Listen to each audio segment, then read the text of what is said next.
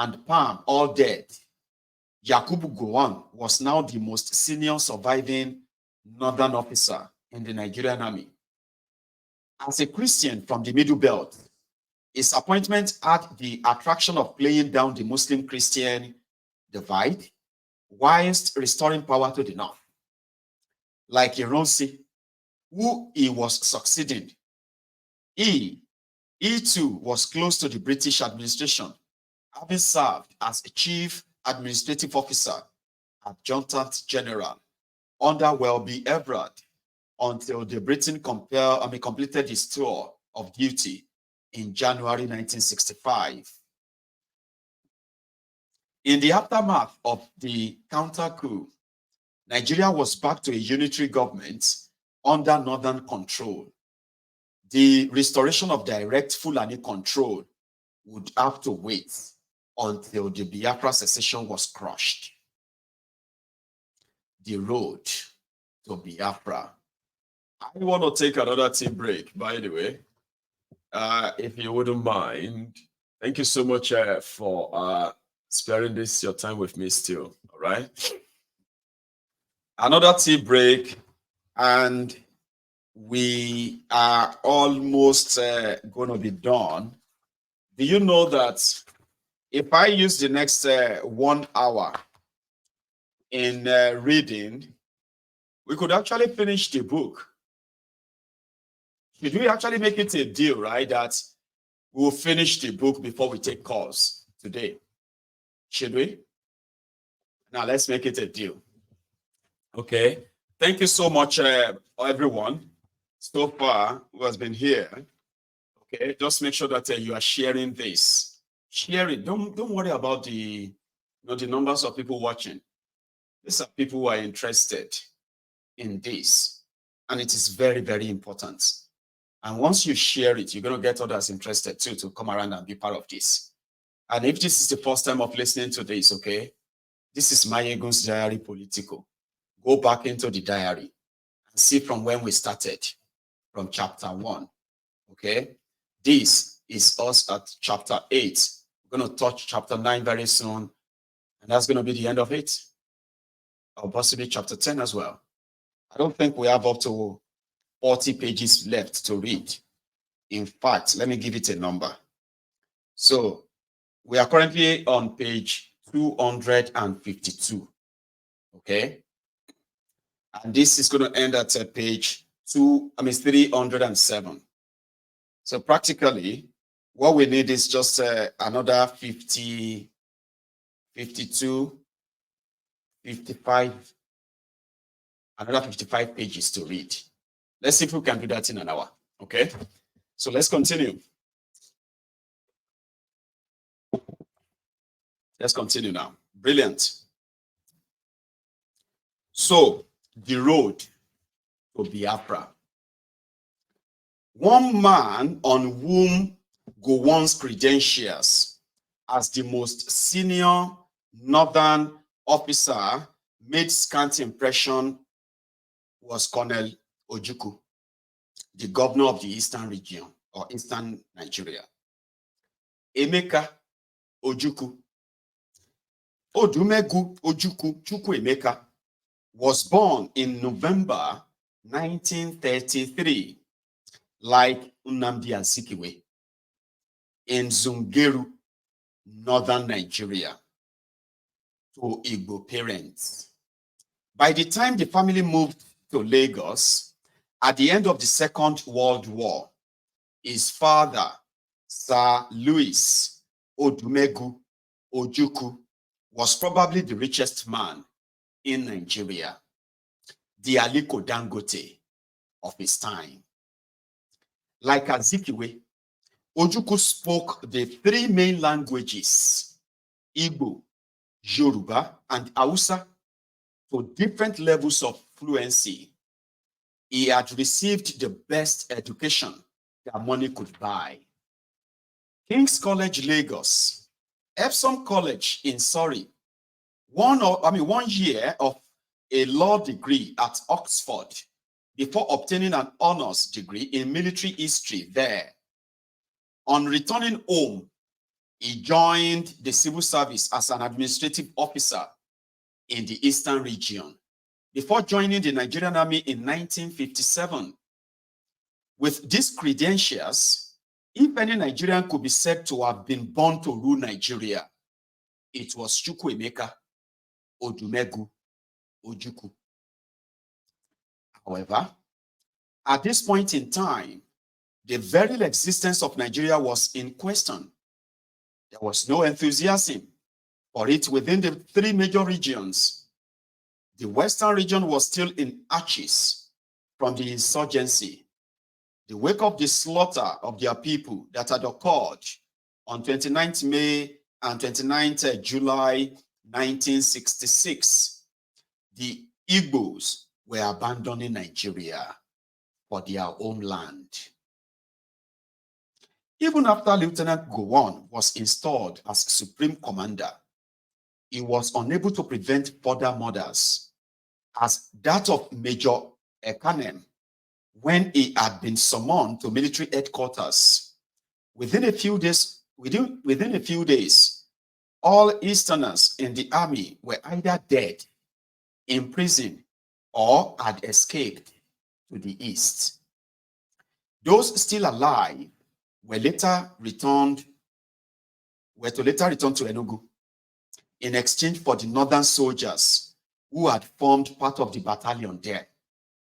In all, according to a list issued by the Eastern Region government, at least 43 officers and 170 other ranks were murdered during the counter coup.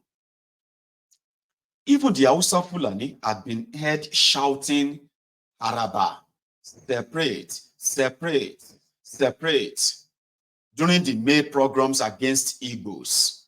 The evidence suggests that they were bent on this course right up to the moment that Gowon was appointed Supreme Commander and head of the Supreme Military Council on the 1st of August, 1966. A close examination of the speech that Gowon delivered on that occasion suggests an 11th hour change of plan, because having explained the sectional killings in the January coup and the May and July pogroms, he presaged a dramatic announcement with the following words: I have now come to the most difficult parts, or the most important parts of this statement. I am doing it, conscious of great disappointment and heartbreak. It will cause all true and sincere lovers of Nigeria and of Nigerian unity, both at home and abroad, especially our brothers in the Commonwealth. As a result of the recent events and the other previous similar ones, I have come to strongly believe that we cannot honestly and sincerely continue in this wise as the basis of trust and confidence in our unitary system of government has not been able to stand the test of time. I have already remarked on this issue in question. Suffice to say that, putting all considerations to tests, political, economic, as well as crucial, the basis for unity is no more there, or is badly rocked. Not only once, but several times. This was Gowon's statement the day they announced him as the head of state of Nigeria. He was preparing to announce that northern Nigeria was breaking up from the southern Nigeria. Last minute, when they told them they will suffer if they try that. They will suffer. So then they said, you better just stay here so that the rest of you, including the Southerners, will suffer with you too. All of us are suffering now. Remember that, never forget. After this build-up, what came next was an anticlimax. I therefore, from Gowon's statement, I therefore feel that we should review the issue of our national standing and see if we can help stop the country from drifting away into utter destruction. Rather than a declaration of Araba, it was simply a call for a conference. All the signs were that Britain had once again stepped in to stop the North from seceding. The Northerners had shouted it in May and had it in their minds ever since.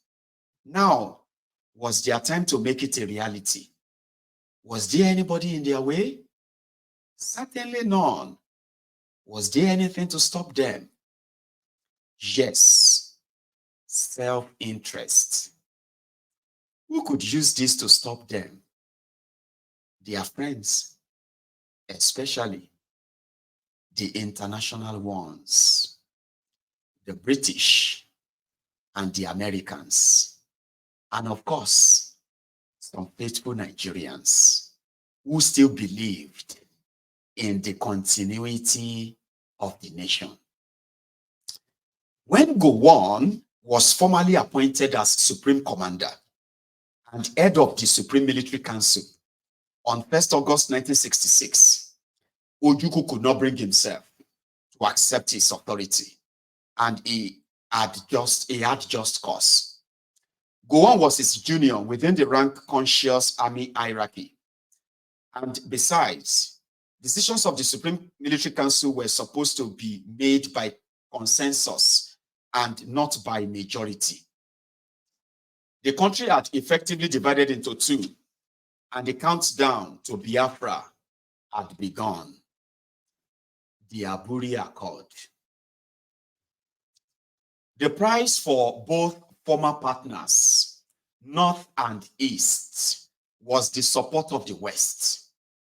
However, the race for the West sympathies had been skewed against the East, even before it began, by those advising Ironsi when they had advised him against granting the plea for amnesty that Awolowo had made in March 1966 on behalf of himself and his colleagues.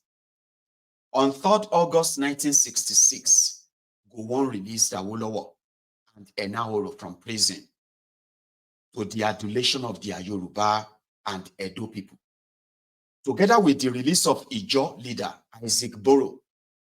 These moves ensured the isolation of the Igbos amongst the big four ethnic groups in the South. The North U-turn from Araba set in motion the arrangement for an ad hoc constitutional conference, which was to take place in Lagos in September 1966. The conference saw a reversal of positions by the former partners, the East and the North.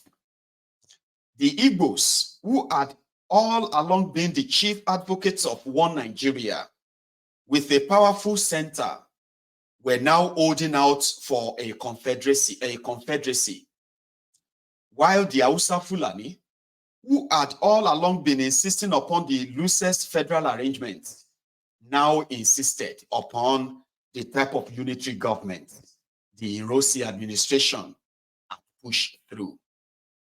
You see that the northern position was completely contrary to the proclamation that Gowon had made just days before. This, that the basis of trust and confidence in our unitary system has not been able to stand the test of time, was evidence of external influences being brought to bear on the nation, on the situation. The northern agenda had also taken a more sinister turn. It was no longer simply a matter of northern rule. They were bent upon upon crushing the Igbos permanently. Even as the conference was going on, the third in the series of programs against Igbos in the north started in mid-September. It reached a crescendo. On 29 September 1966, Colonel Gowon made a radio broadcast apparently intended to bring the violence to an end. In it, he said, it appears that it is going beyond reason and is now at the point of recklessness and irresponsibility. Far from abating, the program on that day exploded from a blaze into a holocaust. According to one account, the number of Igbos killed ranged from 10,000 to as high as 30,000. The army, who might have been expected to be the last restraints on civilian excesses, were in fact leading the slaughter in northern Nigeria. Over 30,000 Igbos were slaughtered starting from mid-September 1966, while negotiation for whether they want to have unitary government, regional government, or whatever it is, while the conference was going on. Are you paying attention, right? See how in the course of the whole political journey, the history, do you see how the politics is switching and changing the tables every now and then?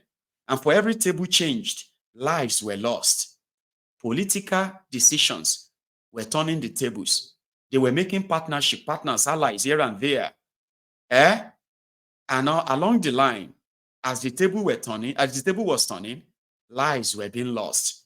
Pay attention. So, on the aftermath of Saturday, October 1, 1966, the 5th Battalion's troops mutinied and opened fire as their commander, Major Kiari, addressed them on the battalion parade ground. The rampaging soldiers were so out of control that even northerners who tried to restrain them were murdered. The troops raided the battalion armory, broke out of the barracks and headed into town to pick up local civilians, thugs, whom they asked to take them to locations where they could find Igbos. Igbos trying to escape were not spared. At Kano Airport, the soldiers set upon a crowd of Igbo refugees boarding a southbound flight and killed them. Some were dragged out of the plane cabin and shot. Igbo workers at the airport were also hunted down and killed. Sometimes inside the terminal, the soldiers also made their presence felt at the railway station, where Igbo civilians were waiting to board trains to escape. Many of the Igbos would-be passengers and railway staff were shot dead. To take the heat out of the situation, it was agreed on 9th August 1966 that all troops should return to their regions of origin, while Eastern troops returned to the east. Northern troops remained in the west and Lagos, on the excuse that the West had no troops of its own to fill the security vacuum that would arise when Northern troops withdrawn. When the delegates from the South made compliance with the agreement, a condition of their continued participation in the ad hoc conference, the Northern response was uncompromising. On 30th November 1966, Gowon simply announced the dissolution of the ad hoc constitutional conference and the appointment of a committee to draw up a new constitution. By reneging on the agreement on troop withdrawal, after the East had complied, the North had put itself in a position where it had unchallenged control of all regions apart from the East, thus ensuring that the war would be fought exclusively on Eastern territory, outside of Nigeria. Aburi in Accra, Ghana, was the chosen location for the meeting of the Supreme Military Council, which took place on the 4th and 5th January 1967. A number of agreements, my voice may be a little bit out. I'll tell you why. My microphone, I think my touchable microphone is dead. So let's put something back on it so that I can keep it back on and my voice can remain a bit and still louder. You know what I mean? Give me a sec. Right. I think that should do it. I'm not sure it's going to really do it, but it should be a little bit better. Thank you. So let's continue. So the road to Aburi in Accra, Ghana. As a result, Ojukwu now insisted. As a result, Ojukwu now insisted on all future talks being held in neutral territory outside of Nigeria. So Aburi in Accra, Ghana was the chosen. So I think we've taken that. And the meeting took place on the 4th and the 5th of January 1967. A number of agreements were reached in Aburi, which, had they been honored, would have averted the war. The use of force to resolve the crisis was renounced. The ad hoc conference on the future shape of Nigeria was to be resumed. The decrees which had been passed to change the government from federal to unitary were to be identified and repealed. And the agreement of 9th August 1966 for northern troops to withdraw from Lagos and Western region was to be implemented and complemented by a massive recruitment of Yorubas into the army. There was no room for controversy about what had been discussed and agreed at the Aburi Accord because the discussion had been recorded. Aburi is probably unique in the annals of historic confrontations. The entire 2 days proceedings, apart from 2 short breaks, were recorded by the Ghanaians who afterwards gave each military governor and Gowon a copy of the tapes. For once, the outsider can be the fly on the wall of history and hear what the leading characters said. The way they said it at the time they said it, cutting through the web of conflicting interpretation and propaganda that later throttled the truth. The war happened because the northern leadership was bent upon a military solution and so reneged upon all that had been agreed at Aburi. The Awolowo and Ojukwu parley. The North, having beaten the East to the punch with the release of Awolowo on 6th May 1967, the Gowon government sent him to Enugu at the head of a 4-man delegation to meet with Ojukwu to make a final appeal.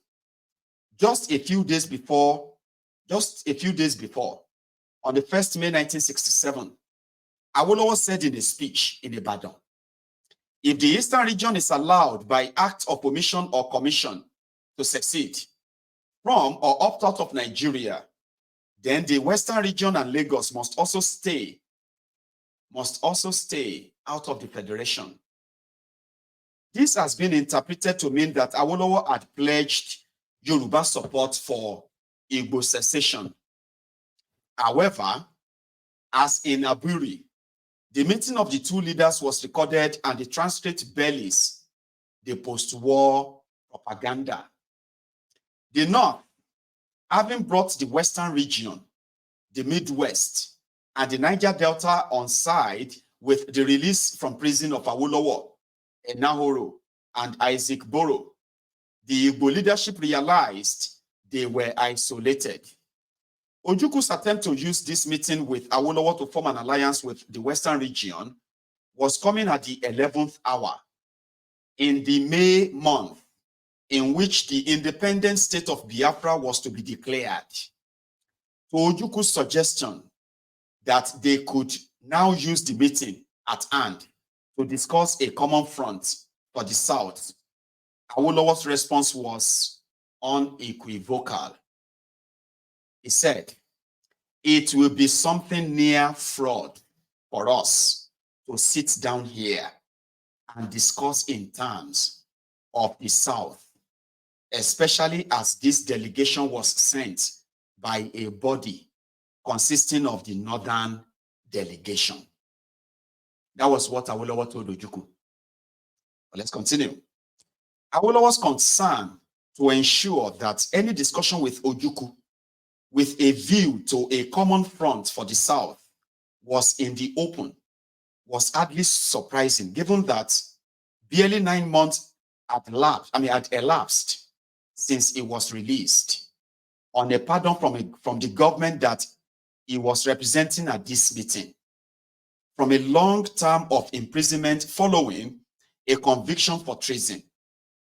What the transcript of the parley shows is Awolowo making it clear that with the Western region and Lagos still under Northern military occupation, the Yoruba were not ready to follow the Igbos if they decided to go ahead with secession. So, again, here is what is believed to have been said by Awolowo on this issue. Awolowo said, and I may say in this connection of Southern solidarity, I am sorry to go into what happened in the past in 1953.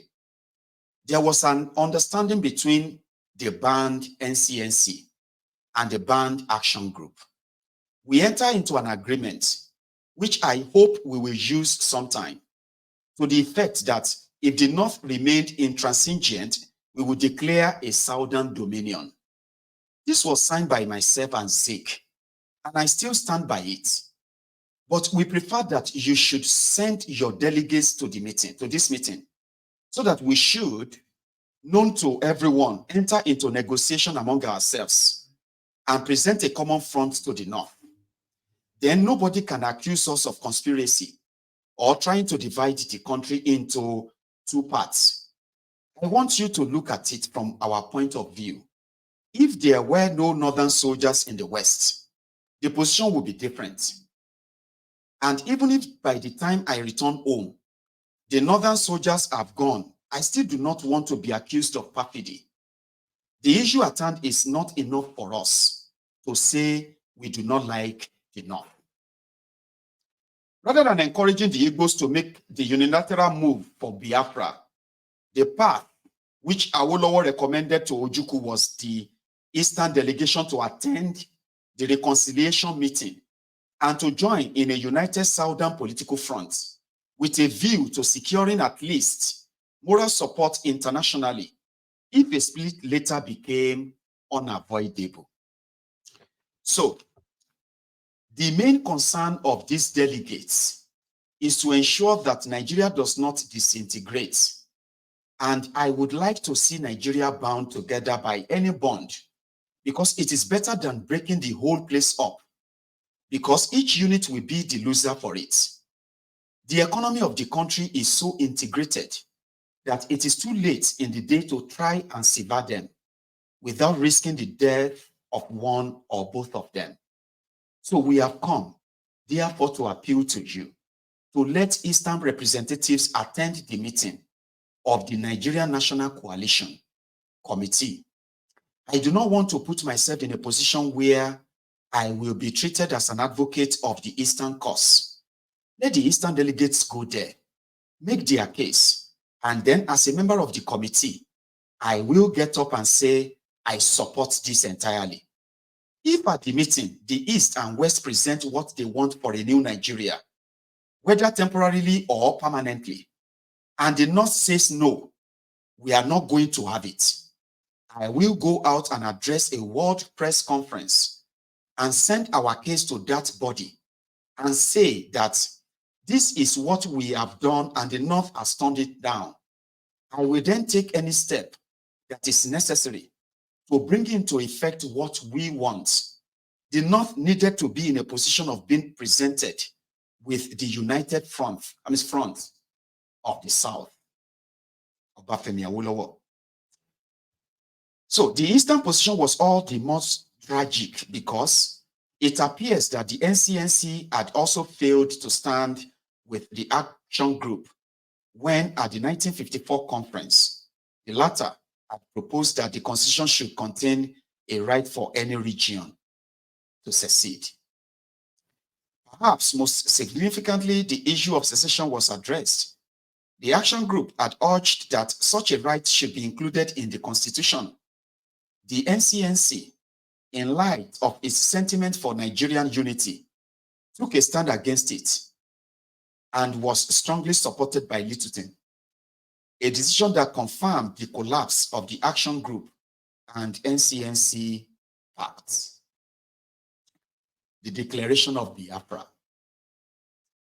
On the 27th of May, 1967, I'm actually going to take my supposed last break. So I want to say something. The propaganda of how they have tried, especially the Igbo propaganda, because there were Igbo propaganda to continue to malign Awolowo, to drag Awolowo and make Awolowo corporate,